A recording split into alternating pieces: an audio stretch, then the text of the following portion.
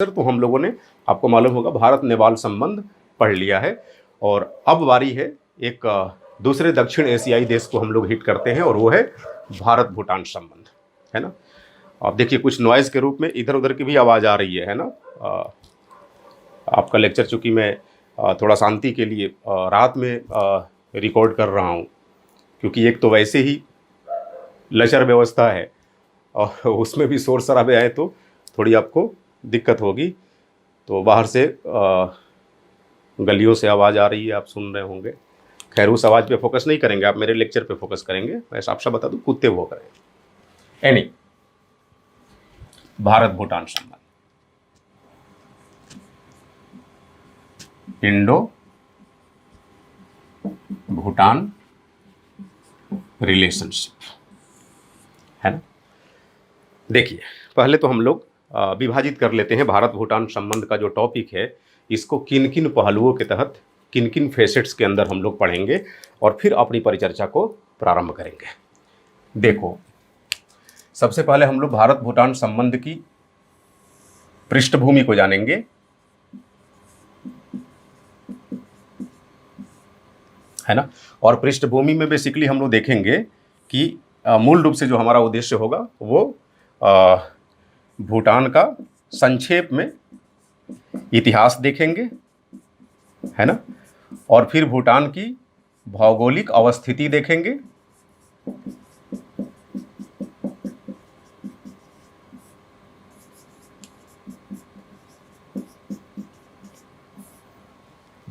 ठीक। और इस तरह से भूटान की पृष्ठभूमि को जानने का प्रयास करेंगे।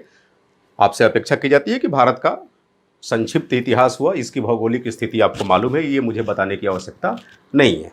हाँ, भूटान की भौगोलिक स्थिति जरूर मैं बताऊंगा, इसकी ऐतिहासिक स्थिति भी बताऊंगा। और इसके बाद हम लोग बात करेंगे भारत भूटान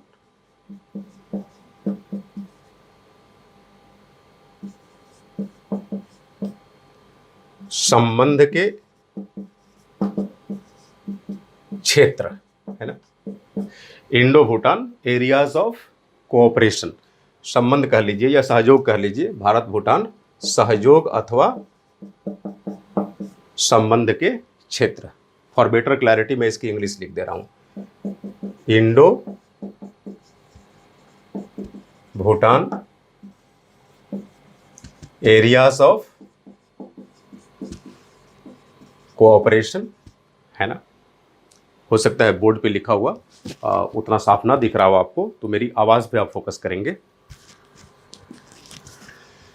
अब देखो, भारत भूटान सहयोग या संबंध के क्षेत्रों के मद्देनजर, यानी किन किन मुद्दों पर हमारा सहयोग है, अगर उसकी हम बात करें तो ध्यान रखेंगे 3-4 क्षेत्र है जहां साफ साफ सहयोग की अवधारणा दिखती है। एक पॉलिटिकल एंड स्ट्रेटेजिकल लेवल पर, है ना, राजनैतिक व रणनैतिक स्तर पे भारत भूटान संबंध, राजनैतिक व रणनैतिक स्तर पर। दूसरा, economic cooperation, means Indo Bhutan economic cooperation.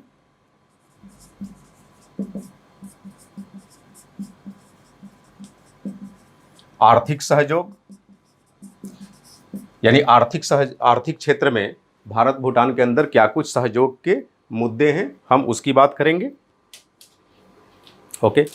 फिर हम लोग बात करेंगे ऊर्जा के क्षेत्र में, है ना, एनर्जी सेक्टर में क्या कुछ सहयोग के मुद्दे हैं।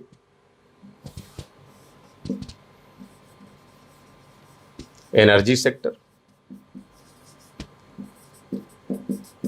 ऊर्जा के क्षेत्र में। फिर हम बात करेंगे in the areas of education and culture, है ना, educational and cultural relationship, educational and cultural relationship.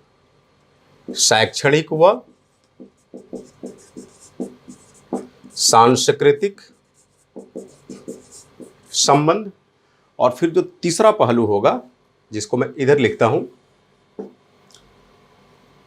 Bharat Bhutan संबंधों में भविष्य की रूपरेखा, तो सीधे लिख देता हूं मैं, भविष्य की रूपरेखा, है ना। यानी भविष्य में ऊंट किस करवट बैठेगा भारत भूटान संबंधों के मद्देनजर, उसका भी हम लोग एक संक्षिप्त आकलन करेंगे। ठीक है, तो एक एक करके हम लोग एक एक पहलू को पढ़ते हैं। और सबसे पहले हम लोग देखेंगे इंडो भूटान रिलेशनशिप में इन संबंधों की, यानी भारत व भूटान के संबंध की पृष्ठभूमि क्या है, और फिर उसी पृष्ठभूमि पर हम लोग तमाम सहयोगात्मक क्षेत्रों पे बात करेंगे और भविष्य की संभावनाओं को टटोलेंगे, तलाशेंगे। ठीक है, देखिए पहली बात तो आप ये ध्यान रखेंगे कि जो भूटान है दक्षिण एशियाई देश है, बेहद छोटा देश है, हिमालयी देश कहा जाता है इसको। और मूल रूप से यहाँ राजतंत्रात्मक व्यवस्था हुआ करती थी। मैं इसलिए कह रहा हूँ कि फिलहाल ऐसी व्यवस्था नहीं है। अब वहाँ पर वहाँ की राजनीतिक व्यवस्था को संवैधानिक राजतंत्र बोला जाता है, कॉन्स्टिट्यूशनल मोनार्की, जिसका ताल्लुकात डेमोक्रेसी से है, लोकतंत्र से है। क्लियर है। बट एक बात यह भी है कि भूटान की अगर भौगोलिक स्थिति को देखें तो कहीं ना कहीं भारत और चीन के बीच में यह बफर स्टेट का काम करता है ना। और यह पूरी तरह से भू आबद्ध देश है, लैंडलॉक्ड कंट्री है। इसकी कोई भी सीमा समुद्री रेखा से नहीं मिलती, यानी इसकी कोई भी सीमा समुद्र से नहीं जुड़ती है। और भारत के लिए अगर देखा जाए तो रणनीतिक रूप से इसकी बड़ी अहमियत है, उसको हम लोग पढ़ेंगे पॉलिटिकल एंड स्ट्रेटजिकल रिलेशनशिप में। बट एक बात आपको बता दूं, जब भी भूटान की संकल्पना आपके मन मस्तिष्क में आती होगी तो अगर वहाँ के समुदाय पर आप फोकस करें, वहाँ के लोगों पर, तो इतना तय है कि आप तपाक से बोल देंगे कि अच्छा वहाँ बुद्धिस्ट ज़्यादा हैं। तो बेसिकली वहाँ बुद्धिस्ट ही हैं, बहुसंख्यक आबादी वहाँ की बुद्धिस्ट है। और इसके पीछे वहाँ पर जो बुद्धिज़्म पाया जाता है, अगर उसके इतिहास में आप जाएंगे तो आपको साफ साफ दिखेगा कि वहाँ की जो एक तरह से धार्मिक समुदाय है उसकी जड़ें तिब्बत को छूती है ना, तिब्बत से बिल्कुल सटा हुआ है। एनीवे, तो चूँकि भूटान की बहुसंख्यक आबादी बुद्धिस्ट है, बौद्ध है, और ये जो भूटान में बुद्धिज़्म है, यह बुद्धिज़्म तिब्बत की देन है, तिब्बत की देन है। और भूटान में जो बुद्धिज़्म पाया जाता है उसका नाम है, वो एक पार्टिकुलर पंथ है जिसको कहते हैं ना a particular school of Buddhism, उसको बोलते हैं द्रुपद कोरग्युपा। नाम याद करने की ज़रूरत नहीं है, बट ध्यान रखेंगे भूटान का जो बुद्धिज़्म है उसको हम लोग बोलते हैं द्रुपद कोरग्युपा। मतलब बुद्धिज़्म का यही पंथ वहाँ पर डोमिनेंट है, पॉपुलर है। और ये जो द्रुपद कोरग्युपा पंथ है, इसके जो संस्थापक माने जाते हैं उनका नाम है शब्दरंग नवांग नामग्याल। शब्दरंग नवांग नामग्याल। और ये शब्दरंग नवांग नामग्याल एक तरह से बुद्धिस्ट लीडर थे, और ये मूलतः भूटान के नहीं थे बल्कि कहाँ के थे, तिब्बत के थे। समझ रहे मेरी बात। 17वीं सदी में, है ना, 17th सेंचुरी एडी में ये तिब्बत से आप कह सकते हैं फ्यूगेटिव के रूप में, शरणार्थी के रूप में भूटान आए थे, है ना।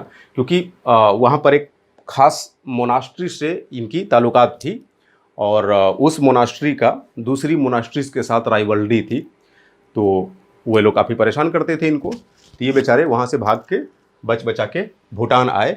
और नतीजा ये हुआ कि 17वीं सदी से, चूँकि 17वीं सदी में शब्दरंग नवांग नामग्याल भूटान में आए थे 17th सेंचुरी में। तो आप मान के चलिए कि 17th सेंचुरी से लेकर 18th सेंचुरी तक, यानी अगले 100 वर्षों तक तिब्बत के इनके जो राइवल मोनास्ट्रीज के नेता थे, बुद्धिस्ट लीडर्स, वो कहीं ना कहीं तिब्बत पर लगातार अटैक करते रहे, है ना।